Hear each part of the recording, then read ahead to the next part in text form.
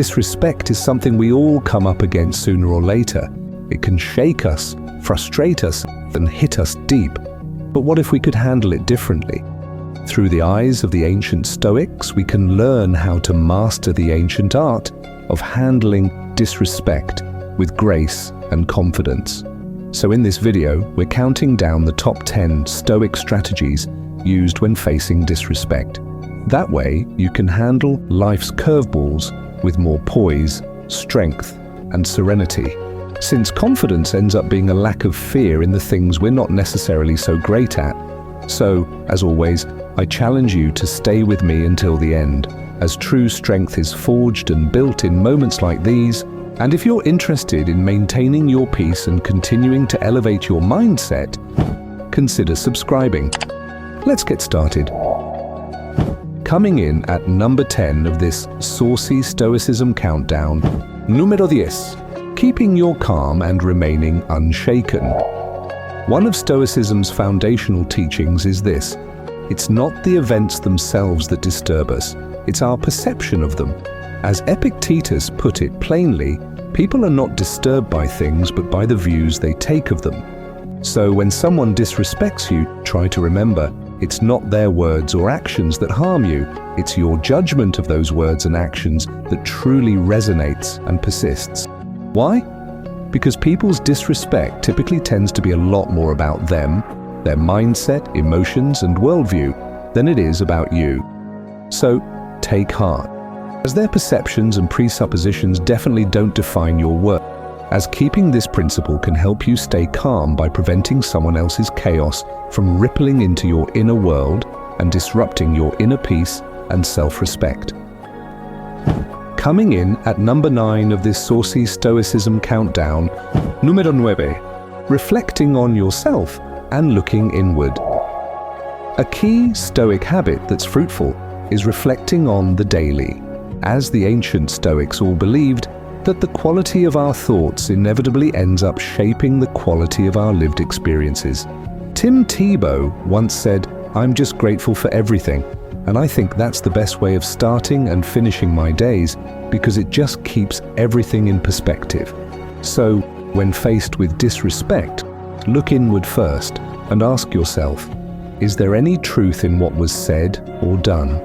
Did I contribute to this somehow? Or what would a response that aligns with my values look like? As asking these questions to yourself helps ground you and transmute bitterness, regret, and resentment, shifting your responses from being impulsive and reactionary to thoughtful and responsive, ultimately turning instances of introspection into self-awareness, discernment, and clarity. And over time, this habit not only resolves conflict, it transforms you into a wiser, humbler, and more grounded individual.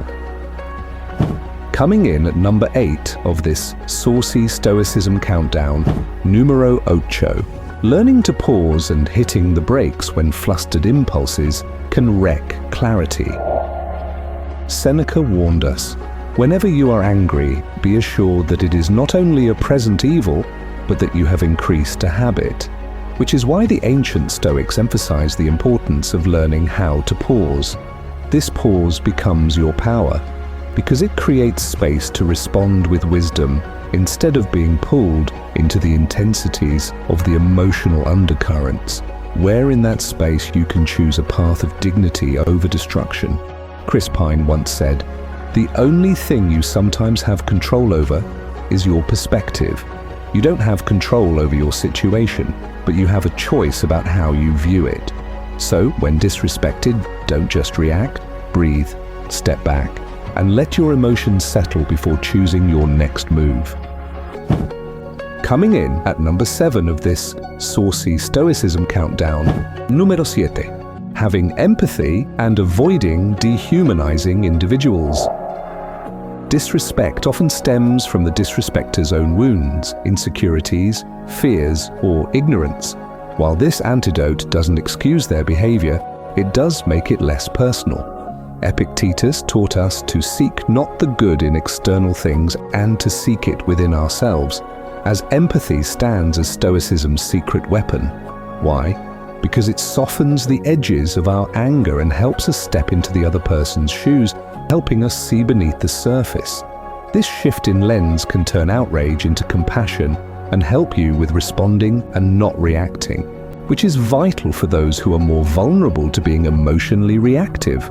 All in all, learning how to respond with empathy helps to keep your dignity intact, while also giving yourself a clearer view of the full picture, as having empathy and being kind is not the sign of weakness. It's wisdom forged in the process of mindful and intentional actions. Quick pause. If you've made it this far, you're not just watching, you're growing. Most won't get here, but you did. So stay with me, because we're just getting to the good stuff now. So thanks again for staying with. Let's keep going. Coming in at number 6 of this saucy Stoicism countdown, numero 6, concentrating on virtue, since our character defines a lot of our lives. The Stoics built their philosophy around virtue, wisdom, courage, justice, and temperance. And when someone else disrespects you, responding from your virtue and not your ego goes a long way. Seneca once said, "Virtue is nothing else than right reason," and it means you're able to stay steady and composed, letting them act small while you act big. This doesn't mean tolerating bad behavior, but it does mean you respond in a way that reflects your values, coming in the clutch to help you react appropriately and abstain from getting yourself involved in situations that your conscience will later regret. You don't have to care about every little thing. So practice what the Stoics called apatheia. Not apathy, but serene detachment. As sometimes the most powerful thing you can do is simply not engage. You can let the storm pass over you like wind brushing past a mountain, unmoved, unbothered, and untouched. At the end of the day, virtue in the face of disrespect acts as a backbone by anchoring our interactions under a fundamental ethos, helping to keep us from drifting off into petty overreactions and helping us to rise above them. Coming in at number 5 of this saucy Stoicism countdown, numero 5, embracing acceptance and control over the right things. One of the most powerful Stoic lessons comes from learning to let go of what's outside of your control.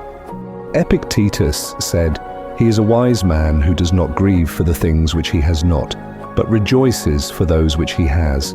Therefore, this principle emphasizes the fact that we cannot control how someone else treats us, but we can control how we process and respond to it. For example, if someone disrespects the bedazzled toga I'm sporting alongside my Air Jordan Jesus sandals, that's their burden, and is not a reflection of my self-worth or inherent value. Ultimately, focusing in on what you can influence, like your character, choices, and inner strength, is what truly matters, and deciding to not carry the opinions of those opposed to my bedazzled fashion style is a choice that I can choose to adopt for myself. Therefore, acceptance at the end of the day is not surrender, it's sovereignty, as this mental framework is what best embraces the ethos of acceptance and best exemplifies what being in control of the right things inevitably looks like. Coming in at number 4 of this saucy Stoicism countdown, numero 4, using humor by deciding to laugh at what isn't worth the rage. Humor is important because sometimes that is all that can get us through the darkest hours of our lives, as being able to laugh at oneself is like a proactive form of self-compassion, acting as a pressure valve that can be released to keep our bitterness and resentment from piling up. Seneca once stated that you have mastered yourself when you know how to deal with what you should not take seriously, as the ancient Stoics encouraged reason, while also knowing the power of how a good sense of humor can allow us to let the air out of the tensions associated with a given moment, rather than imploding them from the inside out. Therefore, the next time someone throws shade your way, maybe throw a witty line back with a chuckle or a smile, as long as it's respectful and light. Why? Because Wayne Thiebaud once said that if we don't have a sense of humor, we lack a sense of perspective, and it shows others that you're able to not take things too seriously and rise above aspects of your own inadequacies by deciding to laugh at the things that just aren't worth the rage or annoyance source that often comes along for the ride. Coming in at number 3 of this saucy Stoicism countdown. Numero 3. Setting clear boundaries, since Stoicism doesn't teach us to be doormats. Stoic philosophy isn't about being a passive Pollyanna out there, as we, as human beings, are not built to be individuals who are just walked all over. Instead, Stoicism teaches us to be more like immovable pillars. Why? Because we're here to stand tall. Therefore, if someone crosses the line, we make sure to let them know, asserting your boundary, not with rage, but with reason, by stating what's okay and what's not. A good example of how to do this properly is empowering others to be successful, while highlighting their good performances publicly and criticizing their bad performances privately. As Marcus Aurelius once said, everything we hear is an opinion, not a fact, and everything we see is perspective and not the truth. Therefore, establishing boundaries isn't about building walls to keep people out. They're designed to help establish lines of self-preservation so we can protect ourselves. And at the end of the day, Stoicism is a philosophy that's all about justice, which includes balancing our own self-respect alongside the needs of others proportionately as well as appropriately. Coming in at number 2 of this saucy Stoicism countdown, numero 2, choosing forgiveness, not for them, but for you. Holding on to resentment poisons you, and when someone ends up disrespecting you, your first instinct might be to snap back. However, Stoicism invites you to take the higher path, choosing the route of forgiveness, not for the other person's sake, but for yours. And the Stoics taught us to forgive, but with discernment, not forgetting what happened, but freeing ourselves from the grip of its negativity. Why? Because forgiveness is how you win at the end of the day, by not letting hate live in your heart rent-free. As every minute spent stewing over an insult is a minute stolen from your purpose. Therefore, forgiveness within Stoic philosophy doesn't mean approval, it means release. Gabriel Bernstein once said, "If you're wondering what I mean by miracle, it's simple. A miracle is a shift in perspective, from fear to love. And at the end of the day, forgiveness is not defined as weakness, but emotional mastery, letting go of the bitterness that chains us hostage to the people and incidents that keep us embittered, hateful, resentful, jealous, and small." And finally, coming in at number 1 of this saucy Stoicism countdown, numero 1, changing your perspective with an upward-striving mental shift. According to Stoic philosophy, perspective is a superpower, as perspective provides us with the ability to zoom out and see things as they truly are, not just how they feel in the heat of the moment. Rafael A. Pino once said that, "Perspective is the way we see things when we look at them from a certain distance, and it allows us to appreciate their value, as disrespect may sting temporarily, but from a higher perspective, it often looks petty, meaningless, and detrimental in the bigger picture."